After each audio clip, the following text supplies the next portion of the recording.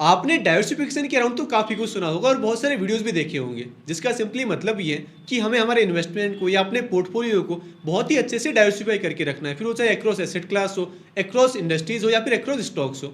जो वैसे एक काफ़ी सेंसिबल सा कॉन्सेप्ट है कि भाई हमारा जो अपना पोर्टफोलियो या अपना इन्वेस्टमेंट है वो कहीं ओवर एक्सपोज ना हो, ना हम किसी एक एसेट क्लास में बहुत ज़्यादा इन्वेस्टेड हो जाए, ना किसी एक स्टॉक में या ना किसी एक सेक्टर में, जो कि एक अच्छा कॉन्सेप्ट है। लेकिन दिक्कत ये है कि ये जो कॉन्सेप्ट है डाइवर्सिफाई करने का, पोर्टफोलियो को डाइवर्सिफाई करने का, ये हर एक पर इक्वली इक्वली जो है ना अप्लाई नहीं होता है। अब मेरी सिचुएशन कुछ और हो सकती है, जो फाइनेंशियल कंडीशन है, जो मेरी इन्वेस्टमेंट की कैपेबिलिटी है, वो आपसे काफ़ी अलग हो सकती है। अब लेट सपोज मेरे पास अगर अभी आज 1 लाख रुपए है और मैं अपने इस बुकिश नॉलेज के साथ चला जाऊं कि मुझे अपने 1 लाख को 5 पार्ट में डिवाइड करना है, फिर एक से गोल्ड परचेज कर लेना है, एक से डेट फंड खरीद लूँ, एक से म्यूचुअल फंड खरीद लूँ, इंडेक्स फंड खरीद लूँ, फिर जो पीछे बचा होगा उससे मैं थोड़े बहुत स्टॉक्स परचेज कर लूँ।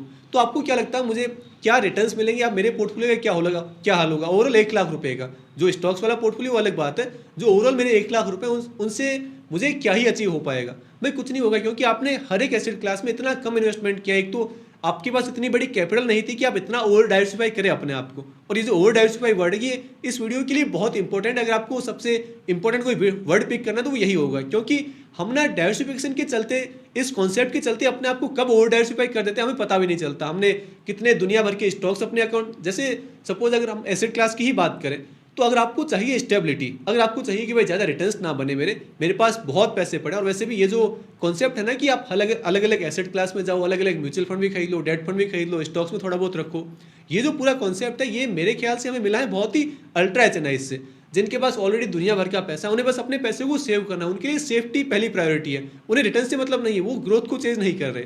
लेकिन हमारे केस में बिल्कुल उल्टा है। हम यहाँ अपनी छोटी कैपिटल को बड़ा करना चाहते हैं। भाई मार्केट में आने के पीछे हमारा पर्पज़ क्या है? हमारी जो अभी छोटा इन्वेस्टमेंट है, जो हमारे पास 1 लाख 2 लाख 4 5 लाख रुपए हैं, उन्हें हम उनसे एक बड़ा अमाउंट क्रिएट कर पाएँ, एक वेल्थ क्रिएट कर पाएँ। यही तो हमारा मोटिव है ना। अगर इसके बिना आप किसी और मोटिव से आ रहे हैं तो स्टॉक मार्केट आई गेस आपके लिए उतनी सही जगह नहीं है।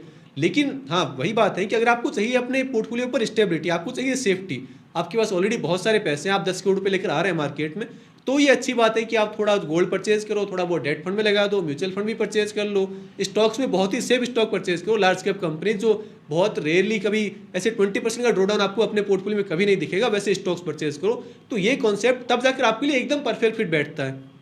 लेकिन जैसे मेरे पास 1 ही लाख रुपए इन्वेस्ट करने को, और उस केस में अगर मैं इस वाले प्रोसेस को फॉलो करूंगा तो मुझे एट दी एंड मिलना कुछ भी नहीं है।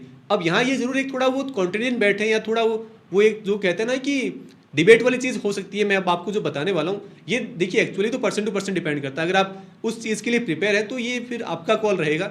लेकिन अगर बाई चांस मुझे आज चांस मिलता है कि मैं जीरो से अपने पोर्टफोलियो को फिर से शुरू करूँ, और मैं अभी अपने पोर्टफोलियो को इसी वे में बिल्ड करता हूँ जब भी नया कुछ स्टॉक परचेज वगैरह करना होता है। लेकिन अगर बाई चांस मैं एकदम नया बंदा हूँ, मुझे बिल्कुल स्टॉक्स का उतना मतलब नया इन द सेंस कि मैं पोर्टफोलियो नया बिल्ड कर रहा हूँ, बाकी स्टॉक्स पिकिंग स्किल्स मेरे पास ऑलरेडी है, मुझे मार्केट को एनालाइज करने आता है। क्योंकि सबसे पहली बात यही है, अगर आप एकदम अभी तक टिप्स पर इन्वेस्ट करते रहे, आपको ये चाचा के लड़के ने बता दिया, ताऊ के लड़के ने बता दिया, दोस्त ने बता दिया, फ्रेंड ने बता दिया, पड़ोसी ने बता दिया, और आपने स्टॉक्स परचेज कर लिए, तब तो ये वीडियो ऑब्वियसली आपके लिए नहीं है। क्योंकि फिर ये जो प्रोसेस ये आपके लिए बहुत ही रिस्की हो जाएगा। क्योंकि मैं अभी जो बताने वाला हूँ उसमें ये ज़रूरी है कि आपको मार्केट की कुछ अच्छी समझ हो, आपको स्टॉक पिक करना आता हो। बस बात यही है कि आपको बहुत सारे स्टॉक्स एक टाइम पर पिक नहीं कर लेने। जो आप देखते हैं ना कि आपको एक वो कोड भी बहुत बार मिलेगा, वॉरेन बफेट कहते हैं, या जो भी उनके नाम से चलता रहता है कि don't put your all eggs in the one basket. जो अगेन मैं वही कहूंगा कि भाई उन लेवल के इन्वेस्टर्स के लिए, उन लेवल के इंडिविजुअल के लिए बहुत ही सही कोट है कि आपको ज़्यादा रिस्क नहीं लेना है, हर तरफ आप अपने आप को अच्छे से डाइवर्सिफाई करके रखिए। लेकिन अगर मुझे अब ग्रोथ को चेज करना है, मुझे अपनी कैपिटल को ग्रो करना है, तो ये प्रोसेस मेरे लिए बहुत बहुत तो नहीं, लेकिन मुझे ज़्यादा कुछ नहीं दे पाएगा ये। अगर मैं अपने 1 लाख रुपए 20 स्टॉक में लगा भी देता हूँ, चलो एसेट क्लास हम छोड़ दें, मैंने ना गोल्ड परचेज किया, ना कोई म्यूचुअल फंड, ना कुछ इंडेक्स, कुछ भी नहीं परचेज किया, और सीधा स्टॉक्स में ही मैं गया। लेकिन अगर वहाँ भी मैंने जाकर 20 25 30 स्टॉक परचेज कर लिए, और वो भी ऐसे कि इसने बताया, उसने बताया, राम ने बता दिया, सामने बता दिया, और मेरे पोर्टफोलियो में उसने जगह बना ली। और उसके ऊपर भी दिक्कत क्या आजकल ये नए लोगों में बहुत है, या जो भी मतलब ये कॉन्सेप्ट आजकल बहुत कॉमन हो रहा है कि मैं तो भाई बाय करता हूँ और फॉरएवर के लिए होल्ड करता हूँ। ये कौन सा नया कॉन्सेप्ट आया कि फॉरएवर होल्ड करना? ऐसा कोई कॉन्सेप्ट मार्केट में नहीं है। फॉरएवर होल्ड करने जैसी कोई चीज़ होती ही नहीं है। आपने जब जब किसी कंपनी के मैनेजमेंट को ये नहीं पता कि भाई अगले 3 महीने में हमारी कंपनी का क्या होगा, अगले 1 साल में हमारी कंपनी का क्या होता, आप ये कौन होते हो डिसाइड करने वाले कि मैं तो फॉरएवर इसको होल्ड करूंगा, मैं तो 10 साल के लिए होल्ड करूंगा।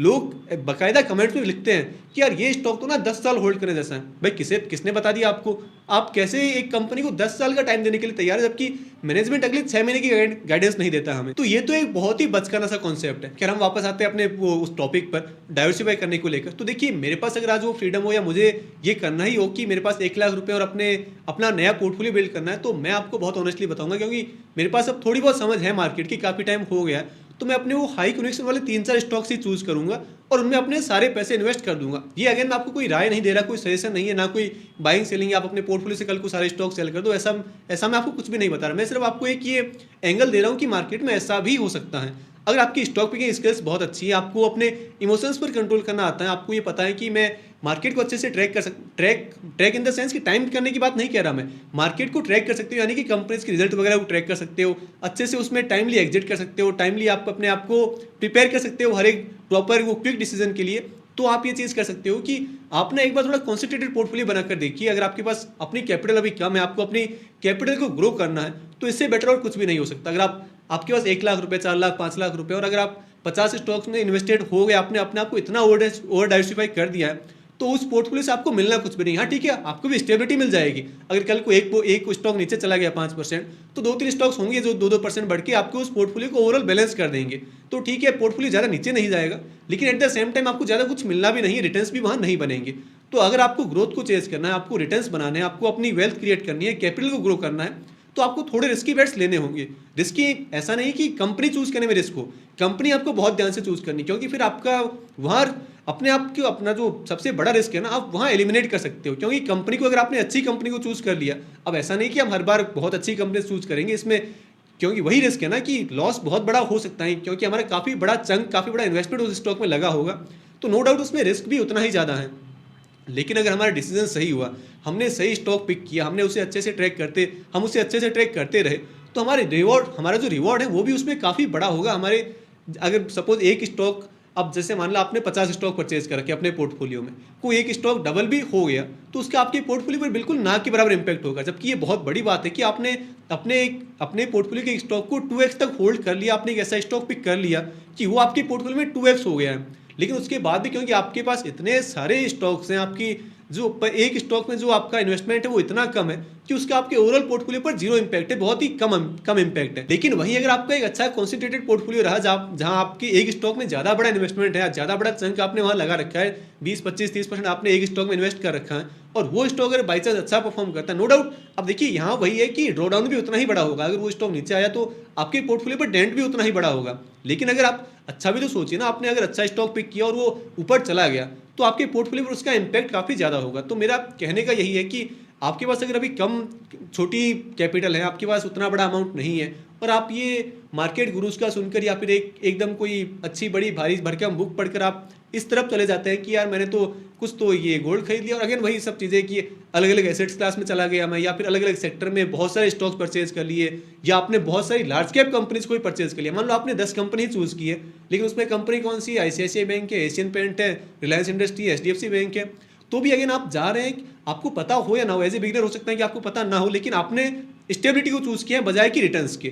आपको चाहिए सेफ्टी, आपके पोर्टफोलियो से ऐसा फील होता है। लेकिन जब हम बिगिनर होते हैं, जब हमारी पोर्टफोलियो साइज कम होती है, जब कैपिटल की साइज कम होती है, तब हमें चाहिए रिटर्न्स, तब हमें चाहिए ग्रोथ, तब हमें चाहिए एकदम जो हाई फ्लाइंग जोन वाले स्टॉक्स हमारे पोर्टफोलियो में। खैर हम वो हर बार पिक नहीं कर सकते, लेकिन हमें चाहिए तो वही ना, तो एटलीस्ट हम ट्राई तो कर सकते हैं उस तरफ की हम अपने पोर्टफोलियो को एक अच्छी स्पीड से ग्रो कर पाए। और वो तभी होगा जब आप कॉन्सेंट्रेटेड बेट ले पाओगे। और कॉन्सेंट्रेटेड बेट कब होगा, जब आपके पोर्टफोलियो में ज़्यादा स्टॉक्स नहीं होंगे, आपके जो बहुत ही हाई क्यूरिक्स वाले 3-4-5 स्टॉक्स होंगे, उसमें आप अच्छा अमाउंट इन्वेस्ट करोगे, 20% आपका एक स्टॉक में लगा होगा, तो आप ऑलरेडी वैसे ही एक अच्छी कंपनी ही पिक करोगे। जब आपको पता होगा कि मैं इसमें अपने 20% पैसे लगाने वाला हूं, तो अंदर से बहुत ऐसा होगा कि यार मैं एकदम बेस्ट कंपनी चूज करूं। तो वैसे आप कंपनी चूज कीजिए, उन्हें रेगुलर ट्रैक करते रहिए। वैसे मेरा ये कोई वो है ना कि एडवाइस नहीं है आपको, बस ये वही अगेन वही बात है कि मैं आपको मार्केट का एक एंगल दे रहा हूँ कि आप चाहे तो इस वे में भी सोच सकते हैं। लेकिन ऐसा ना हो कि आप इस प्रोसेस को फॉलो करने के लिए रेडी तो हो जाओ, लेकिन आपको ज़्यादा कुछ मार्केट के बारे में अभी समझ नहीं है, आप बहुत ही बिगिनर हो, आपको स्टॉक एनालिसिस नहीं आता है, आपको स्टॉक्स को पिक करना नहीं आता, कंपनीज को पिक करना नहीं आता, आपका बस ये है कि यार किसी फ्रेंड ने बता दिया, वो मैंने परचेज कर लिया, तो उस केस में तो आप बहुत ही बुरा फंस सकते हो भाई। कोई भी एक स्टॉक जो आपको पता भी नहीं कि आपने क्यों परचेज किया, आपको तो बस आपके फ्रेंड ने बता दिया, अब रीजन उसको पता है, वो हो सकता है कि कब का एग्जिट कर गया उससे और आप अभी भी बैठे हो, तो ऐसे में फिर आपकी कैपिटल भी वाइप आउट हो सकती है और आप मार्केट से एकदम बाहर भी निकल सकते हैं। तो ये एक बहुत बड़ा रिस्क इसमें रहेगा। तो अगेन यही बात है कि अगर आप अपने अपने ऊपर पूरी रिस्पॉन्सिबिलिटी लेकर ये पोर्टफोलियो बिल्ड करते हैं, अगर अपने ऊपर लेने को तैयार हैं आप खुद ही स्टॉक्स पिक करेंगे और खुद ही सब चीज़ें मैनेज करेंगे, तब तो ये और भी सही है कि चलो अगर प्रॉफिट हुआ तब तो बढ़िया बात है, कैपिटल ग्रो हो रही है, पोर्टफोलियो बढ़ रहा है। लेकिन अगर लॉस भी हुआ तो आप एटलीस्ट कुछ ना कुछ सीखेंगे तो सही उससे। आपको ये तो वो पता चलेगा ना कि आपने क्या गलती की, आपने किस सोच के साथ उस कंपनी को परचेज किया, तो उसमें ऐसा क्या गलत हुआ, मैनेजमेंट ने क्या कुछ किया, आप उस कंपनी को अच्छे से ट्रैक करना सीखेंगे। तो वैसे ही विन विन सिचुएशन है दोनों जगह पर। लेकिन अगेन वही है कि इसके लिए आपको अपने एंड से सब कुछ करना होगा। ये नहीं कि राम ने बता दिया, श्याम ने बता दिया और वो सारे स्टॉक्स मेरे पोर्टफोलियो में आ गए और पोर्टफोलियो में एकदम जू बन गया और 35-40 स्टॉक्स ले लियो, तो वो नहीं करना। और ना ही ये है कि जो 3-4-5 स्टॉक आप परचेज भी करेंगे, ऐसा ना हो कि वो भी किसी और के कहने पर करेंगे। फिर आप कह तो देंगे कि यार मैंने तो कॉन्सेंट्रेटेड पोर्टफोलियो बना लिया, मेरे तो बहुत ही ऐसे है कि 20% 25% एक स्टॉक में लगा हुआ है, लेकिन क्यों लगाया आपने, क्यों उस स्टॉक को परचेज किया, वो स्टॉक आपके पोर्टफोलियो में क्यों है, इसका जवाब अगर आपके पास नहीं है तो फिर आप अगेन वही एक गलत बात पर जा रहे हैं, उससे आपको ज़्यादा कुछ अचीव होना नहीं है। तो बात ये है कि जो डाइवर्सिफिकेशन, ये एक तो ये वर्ड बहुत ही डिफिकल्ट है बोलने में, डाइवर्सिफिकेशन और ओवर डाइवर्सिफिकेशन, इसमें एक बहुत ही थिन लाइन है। हम कहाँ अपने आप को उस चीज़ में मैनेज करते हैं, वो हमारी एक समझदारी होगी, वो हमारी स्किल होगी, तो वो आप धीरे धीरे वैसे मार्केट में सीख जाएंगे। इसका एक सिंपल सा रूल यही है जो मैंने आपको पहले बताया। आप बस पहले एकदम शांत दिमाग से बैठकर ये चूज कर लीजिए कि आपको ग्रोथ चाहिए, आपको अपनी कैपिटल को ग्रो करना है, या फिर आपको चाहिए स्टेबिलिटी, आपको चाहिए सेफ्टी। आप जिस भी तरफ चूज करते हैं, अगर आपको सेफ्टी चाहिए, स्टेबिलिटी चाहिए, आप 35-40-50-100 जितने भी स्टॉक्स रखो, जो भी सेक्टर हो, जो भी मिड कैप हो, स्मॉल कैप हो, लार्ज कैप हो, जो मर्जी हो, वो फिर आप कर सकते हैं। लेकिन अगर आपको चाहिए कि नहीं यार मुझे तो ग्रो करना है, अपनी पोर्टफोलियो को ग्रो करना है, अपनी कैपिटल को ग्रो करना है, तो आपको अच्छी कंपनीज पहली बात तो चूज करना आना होगा और उसमें फिर एक अच्छा बड़ा अमाउंट इन्वेस्ट करना होगा, तब जाकर आपको पोर्टफोलियो में कुछ सिग्निफिकेंट इंप्रूवमेंट देखने को मिलेगा। तो बस यही था आज के इस वीडियो में। आई होप इस वीडियो से आपको थोड़ी बहुत कुछ वैल्यू मिली होगी, कुछ नया सीखने को मिला होगा। हमारी फिर मुलाकात होगी अगले वीडियो में। और हाँ, वैसे एक बात मैं आपको बताना भूल गया, अगर आपको मुझसे डायरेक्ट 1-on-1 फोन कॉल पर बात करनी है, कुछ भी मार्केट रिलेटेड प्रॉब्लम्स डिस्कस करनी है, या आप कहीं कुछ प्रॉब्लम्स फेस कर रहे हो उसके अराउंड कुछ बातें करनी है, तो आप चाहे तो नीचे मैंने डिस्क्रिप्शन बॉक्स और कमेंट बॉक्स में एक लिंक प्रोवाइड किया है, उस पर क्लिक करके अपनी बुकिंग्स कर सकते हैं। हम फोन कॉल पर, वीडियो कॉल पर, जैसे भी होगा हम अच्छे से बात कर लेंगे।